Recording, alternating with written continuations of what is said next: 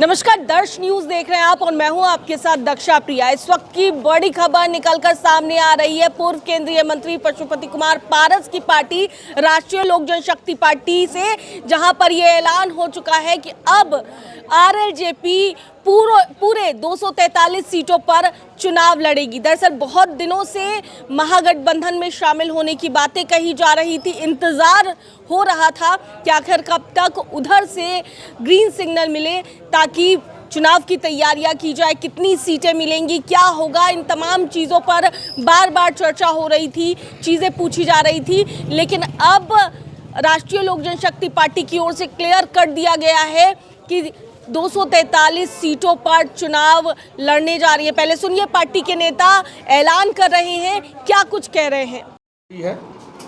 Bhim army के यहाँ जौहर जी और जनता कांग्रेस के शुभम जी यहाँ उपस्थित है, महताब जी यहाँ उपस्थित है।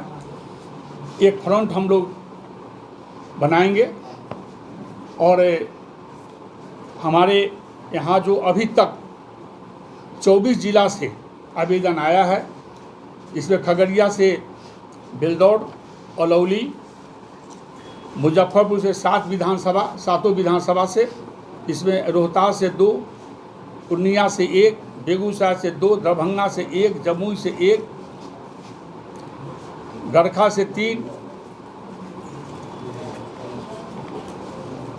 सीतामढ़ी से 1, बक्सर से 2, अरवल से 1, नवादा से 1, बांका से 5, गोपालगंज से 1, ये सभी विधानसभा है।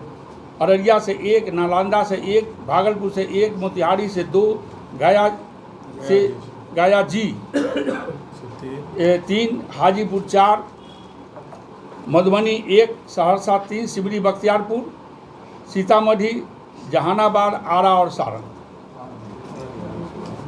इतने विधानसभा और जो अगले फेज में जिसमें बांका भी है और भी लोग अभी आ ही रहे हैं, लगभग हम लोग स्क्रूटनी कर चुके हैं।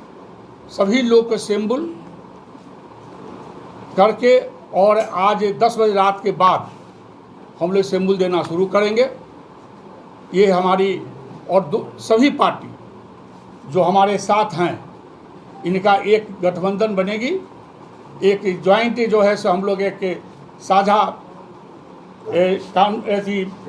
प्रेस कॉन्फ्रेंस करेंगे। वो एक दिन हो, 2 दिन हो, 3 दिन में हम प्रेस कॉन्फ्रेंस करेंगे और उसके बाद हम लोग एक अलग से सूची तैयार करेंगे। उसके बाद हम लोग अपनी जो रणनीति है वो करेंगे। रणनीति के अनुसार हम लोग सभी जिला में राजनीतिक के साथ, नेताओं के साथ वहाँ बैठक करके चुनाव की तैयारी हम लोग करेंगे। क्या लग रहा है ये जो आप लोग का गठबंधन दिनों से बात नहीं बनी, क्या तेजस्वी यादव जी से? ये ना हम लोग अभी इसकी जानकारी हमको नहीं है। आपने कहा ना कि 243 सीट। हाँ, हम अपने हम लोग जो अपनी पार्टी जो निर्णय किए हैं 243 सीट पर हम लड़ेंगे। जहाँ तक गठबंधन की बात है तो वो राष्ट्रीय अध्यक्ष जाने, हमको अधिक किए हैं कि आप प्रेस वार्ता करें, हम प्रेस वार्ता कर दिए। अब आगे क्या होगी इसकी जानकारी हमको नहीं। 17 तारीख को लास्ट डेट है नॉमिनेशन का। हाँ, तो ऐसे में क्या लग रहा है, जो आप लोग का बातचीत चल रहा था, ये कयास भी लगाए जा रहे थे कि आप लोग का महागठबंधन से पैचअप होगा, सीटें मिलेगी, क्या वो गठबंधन अभी तक महागठबंधन का ही सूची नहीं निकली है, तो हम लोग का क्या सूची हो सकता है। अगर ऐसी बात आएगी, अगर हमसे गठबंधन में हम लोग तो हैं न, हम लोग गठबंधन से बाहर हुए भी नहीं हैं। उनका तो न कांग्रेस अभी क्लियर हुआ है, न उनका वीआईपी से क्लियर हुआ है, न सीपीआई से क्लियर हुआ है, तो उसी में जहाँ जेएम से क्लियर हुआ है और हम भी उसमें हैं।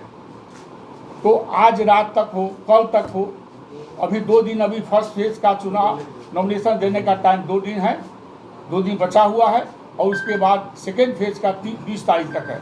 इसलिए हो सकता है कि गठबंधन हो भी जाए और नहीं भी हो। जो अलायंस पार्टियां आपके साथ आई है, जिनका आप चर्चा कर रहे हैं, और भी पार्टी आ रही है क्या आपके साथ? बिल्कुल बिल्कुल। कौन कौन सी पार्टी आ रही है?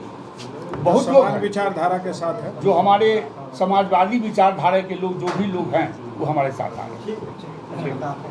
तो सुना आपने क्या कुछ कहते नजर आए हैं राष्ट्रीय लोक जनशक्ति पार्टी के जो वरिष्ठ नेता हैं। वहीं जिस तरीके से आरजेडी की ओर से बातचीत होने की बात कही जा रही थी, कि बात की जा रही है, 3 से 4 सीटें मिलने की महागठबंधन में बातें हो रही थी, लेकिन जिन जिन सीटों पर आरजेडी के भी सिटिंग एमएलए हैं पहले से ही, उन्हीं सीटों पर जो है राष्ट्रीय लोक जनशक्ति पार्टी को भी उम्मीदवार उतारने थे। ऐसे में मामला कई जगह फंस रहा था, क्योंकि अभी तक महागठबंधन में भी सब कुछ निकलकर सामने नहीं आया है, कुछ भी क्लियर नहीं हो पा रहा है। मुकेश सहनी की पार्टी वीआईपी की ओर से ज़्यादा सीटों की डिमांड की जा रही है। ऐसे में कब तक लिस्ट जारी की जाती है या कब तक ऐलान महागठबंधन में होता है, ये तो देखने वाली बात होगी। लेकिन अभी फिलहाल जो राष्ट्रीय लोक जनशक्ति पार्टी है, महागठबंधन में आने की बात जिसकी हो रही थी, उन्होंने ऐलान कर दिया है चुनाव से पहले कि 243 सीटों पर चुनाव लड़ेंगे। आगे क्या कुछ देखने को मिलता है, ये गौर करने वाली बात होगी। किन किन सीटों पर पशुपति कुमार पारस अपने उम्मीदवार उतारते हैं, ये गौर करने वाली बात होगी। और आगे क्या कुछ निकलकर सामने आता है, ये देखना होगा, क्योंकि तीसरा मोर्चा बनाने की भी बात कही जा रही है कि जो AIMIM है, असदुद्दीन ओवैसी की पार्टी, इसके अलावा अगर बात कर ली जाए तेज प्रताप यादव की जनशक्ति जनता दल, और साथ साथ आज़ाद समाज पार्टी यानी कि चंद्रशेखर आज़ाद की पार्टी, ये तमाम पार्टियों को लेकर के एक तीसरा मोर्चा बनाने की तैयारी की जा रही है। तो अब देखना होगा आगे क्या कुछ निकलकर सामने आता है। चुनाव इस बार का बेहद दिलचस्प है, क्योंकि जो नॉमिनेशन की तारीख है वो अब ख़त्म होने जा रही है।